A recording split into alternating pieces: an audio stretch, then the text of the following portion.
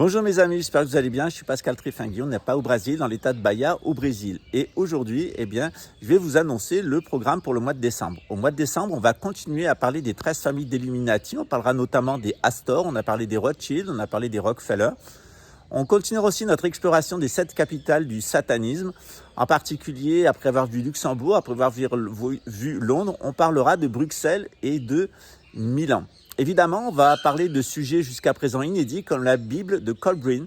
Je ne sais pas si vous connaissez, mais c'est une variante de la Bible et des évangiles qui est d'origine anglaise, qui remonte très certainement à avant le XIIe siècle et qui comporte des textes de la Bible et une vie de Jésus qui est très différente de celle qui est mentionnée dans les textes qu'on appelle actuellement la Bible et qui sont le résultat de la traduction en grec, la Septante de la Torah, et puis aussi des 4 évangiles traduits du grec.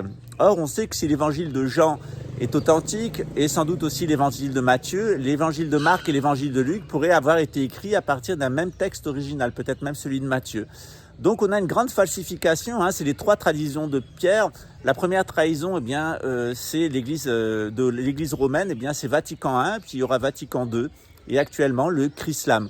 Voilà, bien sûr, l'Église de Rome, elle a été annoncée par Jésus, même si on est à peu près sûr que Saint Pierre n'a jamais mis les pieds à Rome, mais plutôt à Babylone. Mais il est vrai que l'Église catholique a aidé le catholicisme en tout cas le christianisme, à s'installer en Occident pour le meilleur et pour le pire, en particulier en France du temps des cathédrales.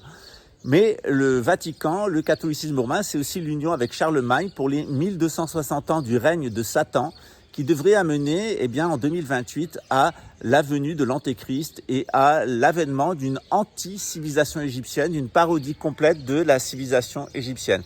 On parlera de tout ça au mois de décembre et d'autres sujets évidemment. Et j'espère que vous aurez envie de me suivre et de me retrouver sur les 8 chaînes du groupe, notamment en anglais, en portugais et en français. À très bientôt.